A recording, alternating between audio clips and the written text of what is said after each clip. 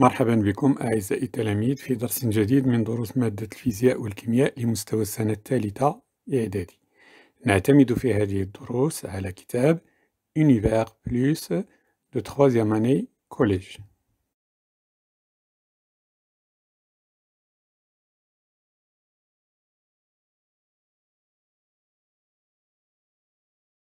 Notre première leçon de la partie physique s'intitule Mouvement et repos. Au cours de cette leçon, nous allons savoir ce que c'est que la notion de référentiel. Nous allons distinguer entre un corps au repos et un corps en mouvement. Nous allons distinguer entre les deux types de mouvements, à savoir la translation et la rotation. Nous allons connaître aussi la vitesse moyenne d'un corps en mouvement et ses unités. Aussi, nous allons étudier le cas où le corps est en mouvement uniforme, accéléré ou retardé. Nous allons aussi reconnaître quelques dangers de la vitesse.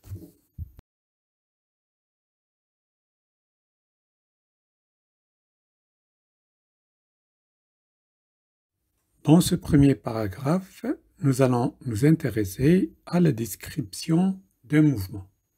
On analyse le document ci-contre. Un bus roule lentement dans une ville. Ahmed, désigné par la lettre A, est debout dans le bus. Bouchra, désigné par la lettre B, marche dans l'allée vers l'arrière du bus pour faire des signes à Shadi, désigné par la lettre C, qui est au bord de la route. Bouchra marche pour rester à la hauteur de Shadi. On va compléter le tableau ci-dessous par M dans le cas où le corps est en mouvement et par R dans le cas où le corps est immobile. Si un corps 1 change de position par rapport à un autre corps 2 pris comme référentiel, on va dire que le corps 1 est en mouvement par rapport à 2. Dans le cas contraire, on va dire que le corps 1 est immobile par rapport au corps 2 qui est pris comme référence.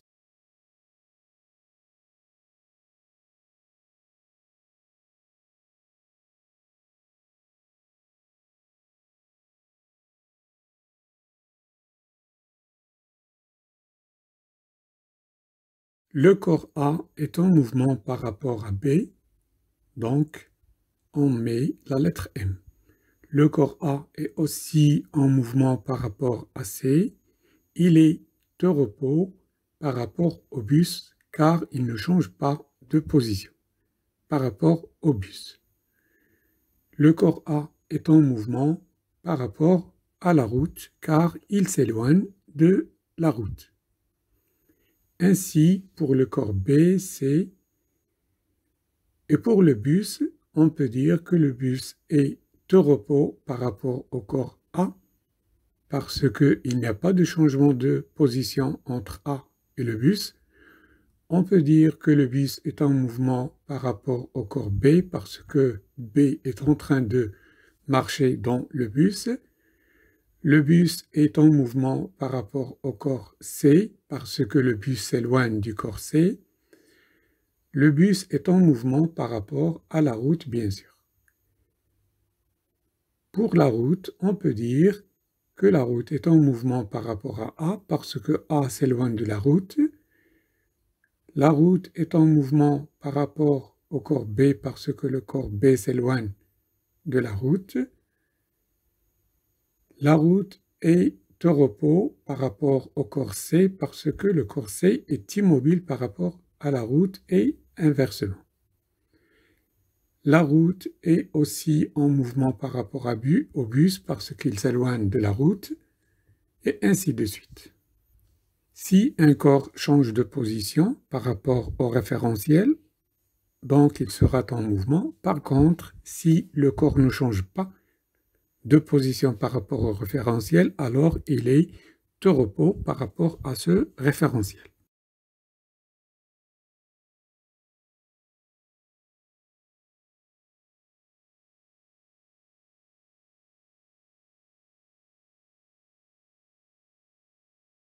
On peut retenir donc que l'état de repos ou de mouvement est relatif par rapport à un objet de référence qu'on appelle le référentiel.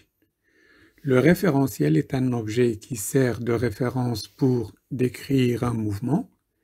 Un objet peut être immobile par rapport à un référentiel et ton mouvement par rapport à un autre référentiel.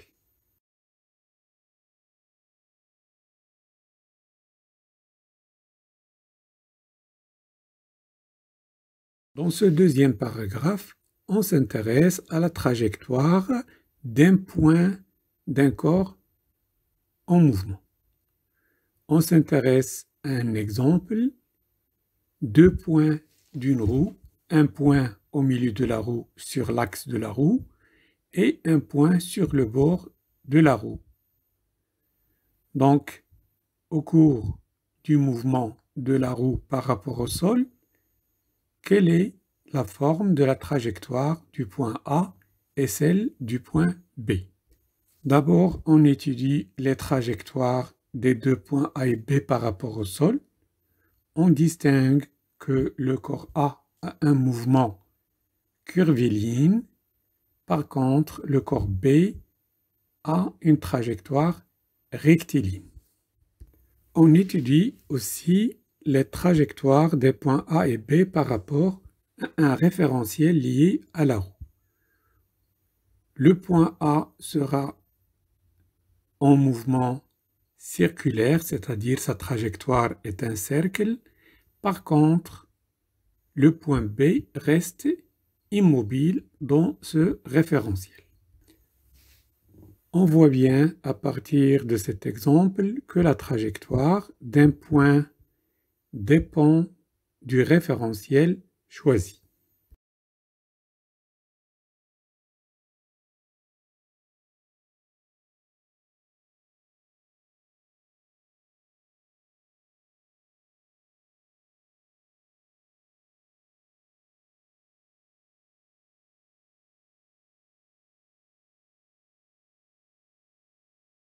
En conclusion, on peut retenir que la trajectoire d'un point d'un corps mobile est l'ensemble des positions qu'il occupe durant son mouvement. Il existe plusieurs types de trajectoires. Si la trajectoire est une droite, on dira que le mouvement est rectiligne. Si la trajectoire est un cercle, on dira que le mouvement est circulaire. Dans le cas où le mouvement est curviligne, la trajectoire sera une ligne quelconque non droite. La trajectoire d'un point d'un corps mobile dépend donc du référentiel choisi.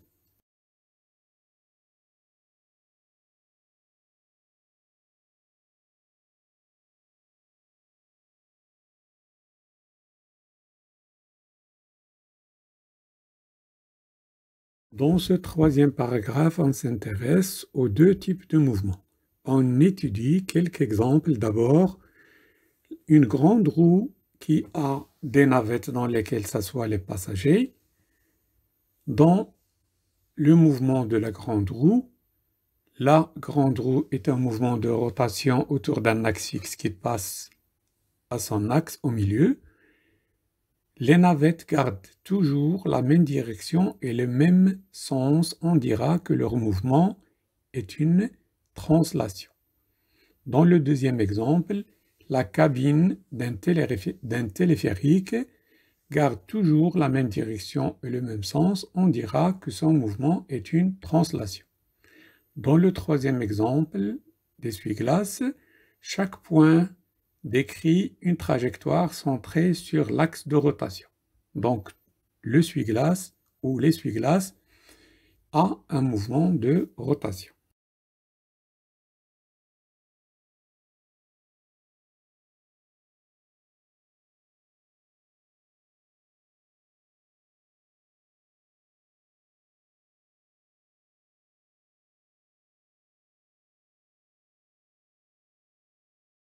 En conclusion, on peut retenir que les différents types de mouvements sont le mouvement de translation, tout segment joignant deux points quelconques de ce solide reste parallèle à lui-même.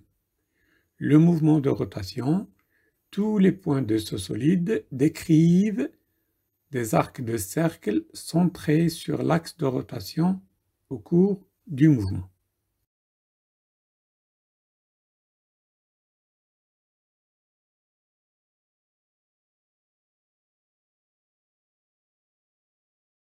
Dans ce nouveau paragraphe, on s'intéresse à la vitesse moyenne. On étudie la situation suivante.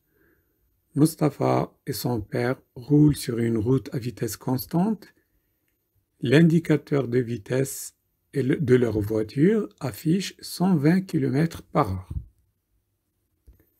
Mustapha veut s'assurer de la valeur de la vitesse de l'automobile. Il repère alors une distance entre deux bornes kilométriques de la route, tout en mesurant la durée qui correspond à cette distance en utilisant son smartphone.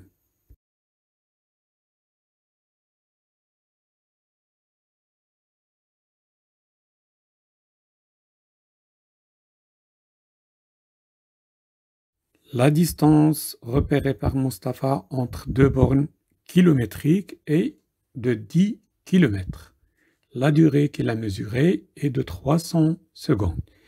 Il fait alors les calculs suivants. Il divise la distance par la durée, 10 km par 300 secondes, c'est-à-dire 10 000 mètres par 300 secondes. Il trouve alors 33,33 mètres par seconde. Il convertit cette vitesse en km par heure. Il trouve à peu près 120 km par heure, ce qui correspond à la vitesse affichée sur le tableau de bord de la voiture.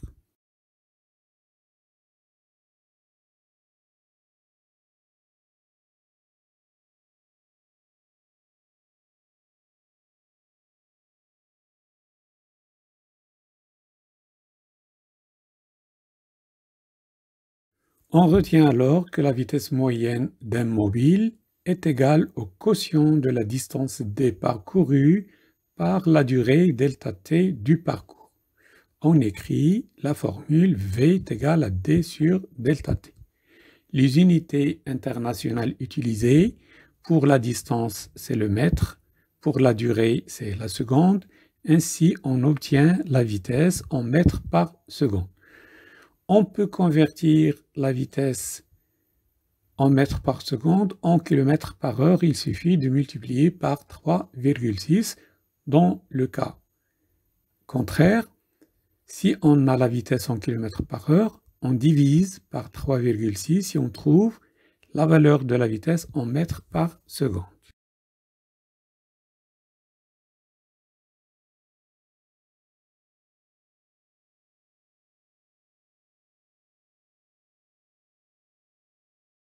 Dans ce nouveau paragraphe, on s'intéresse aux mouvements uniformes, accélérés et retardés. On étudie un document qui présente une tortue en mouvement. Le document présente les distances parcourues par la tortue au cours d'intervalles de temps égal à 10 secondes. On remarque que la tortue parcourt la même distance pendant la même durée. On calcule alors sa vitesse de déplacement. V est égal à la distance d divisé par la durée ΔT. Donc 50 mètres divisé par 10 secondes, ça fait 5 mètres par seconde. Donc au cours de son mouvement, la tortue ne change pas de vitesse. On dira que le mouvement de la tortue est uniforme.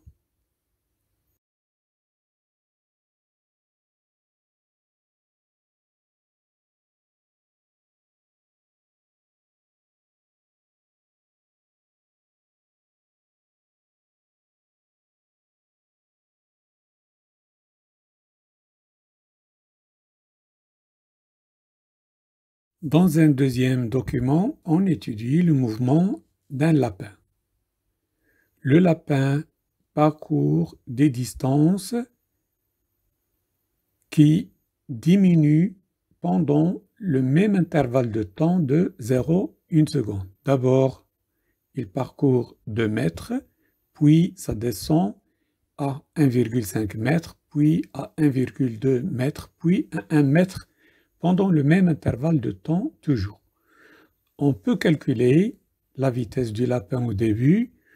2 mètres divisé par 0,1 seconde, ça nous fait 20 mètres par seconde. À la fin de son mouvement, dans le document, le lapin n'a plus que 10 mètres par seconde.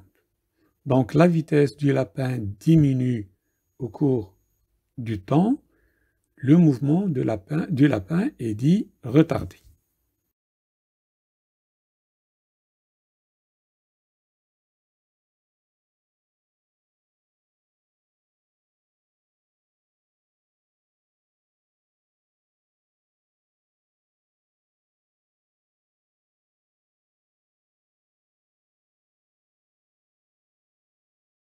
Dans le document 3, on observe que le lapin parcourt une distance qui augmente de plus en plus durant le même intervalle de temps, 0,1 seconde.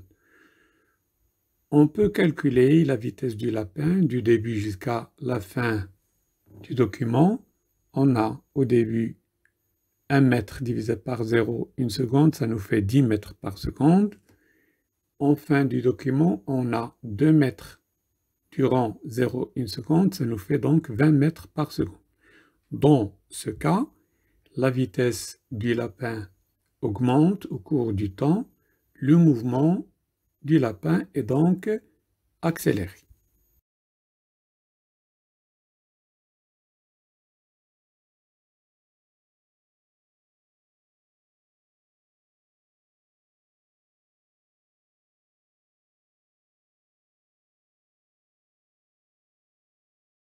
En conclusion à ce paragraphe, on peut retenir que pour déterminer le type de mouvement que possède un corps mobile, il faut indiquer la nature de sa trajectoire rectiligne, circulaire ou curviligne, et aussi il faut préciser comment varie la vitesse du corps au cours du temps.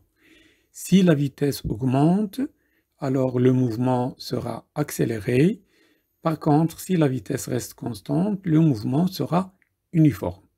Si la vitesse diminue au cours du temps, le mouvement est dit retardé.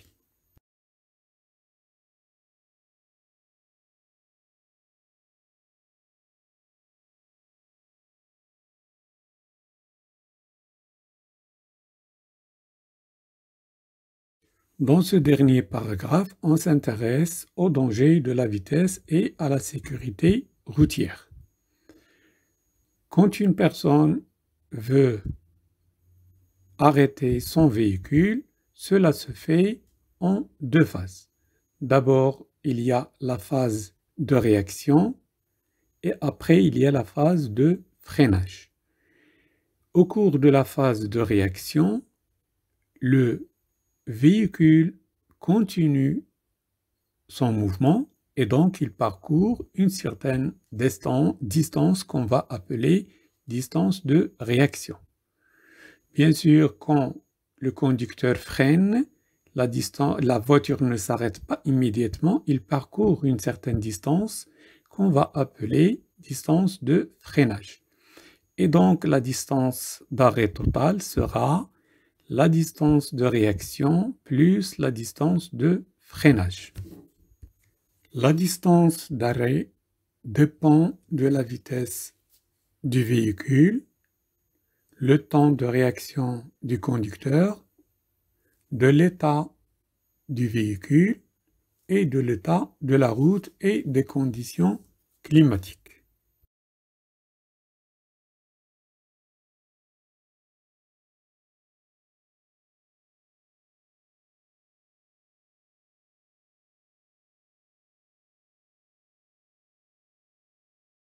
En conclusion, on peut retenir que la distance d'arrêt est la somme de la distance de réaction et la distance de freinage. La distance de freinage dépend de la vitesse à laquelle roule le véhicule et des conditions climatiques.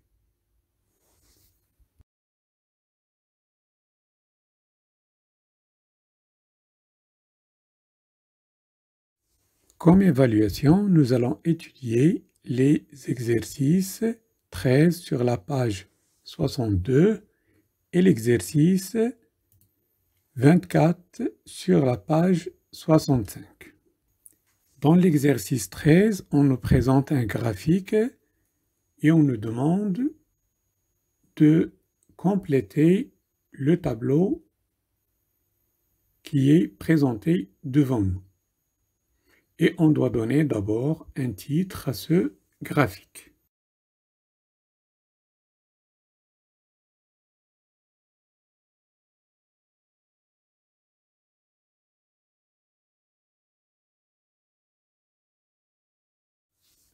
La réponse à l'exercice 13, le titre qu'on peut donner à ce graphique est « Variation de la vitesse au cours du temps ». Grâce à ce graphique, on peut compléter le tableau. On remarque que la vitesse augmente au cours de la première phase de 0 à 20 secondes, donc le mouvement est accéléré. Au cours d'une deuxième phase de 20 à 30 millisecondes, à 30 secondes, on remarque que la vitesse reste constante à 90 km/h et donc on peut dire que le mouvement est uniforme. Dans la dernière phase, à partir de 30 secondes jusqu'à 45 secondes, on remarque que la vitesse diminue continuellement, donc le mouvement est retardé.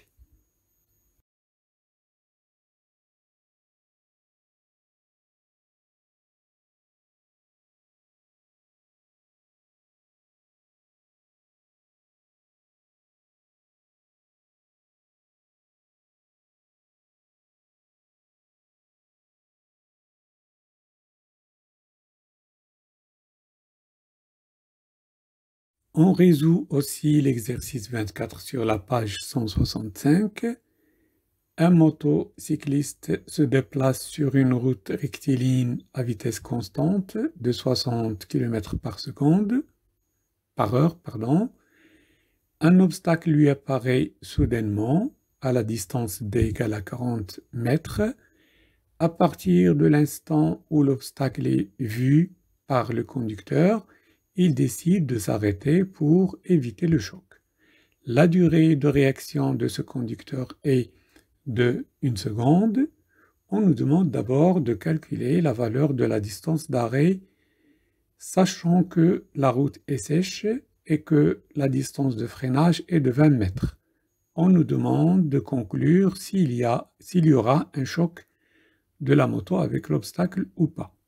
Dans la deuxième question, on nous demande de répondre aux mêmes questions, sachant que cette fois la route est mouillée et la distance de freinage est de 30 mètres. Dans la dernière question, on nous demande de conclure à partir des deux premières questions quel est le facteur qui influe sur la distance d'arrêt.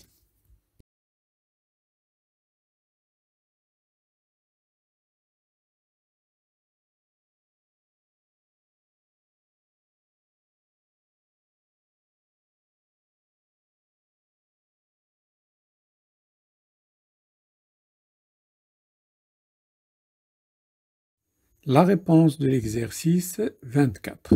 On sait que la distance d'arrêt est égale à la distance de réaction plus la distance de freinage. D'abord, on calcule la distance de réaction et ça sera la vitesse à laquelle roule l'automobiliste plus fois le temps de réaction, soit 60 km/h divisé par 3,6, ça nous fait donc 60 divisé par 3,6 mètres par seconde. On multiplie par le temps de réaction 1 seconde, on trouve 16,67 mètres. On ajoute cette distance de réaction à la distance de freinage qui est de 20 mètres. On trouve donc 36,67 67 mètres qui est inférieur à la distance à l'obstacle de 40 mètres. Et puisque la distance d'arrêt est inférieure à la distance D, donc il n'y aura pas de choc avec l'obstacle.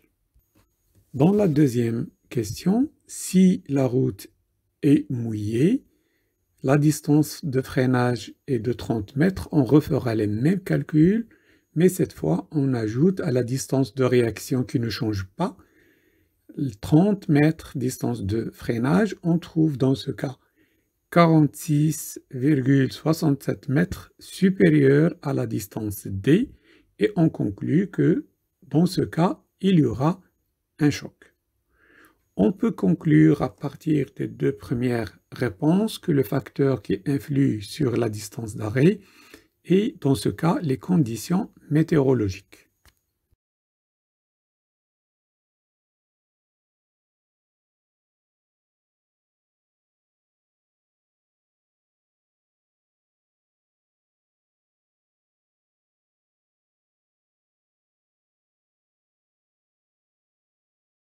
أعزائي التلاميذ، دمتم في رعاية الله. ألقاكم في درس جديد إن شاء الله.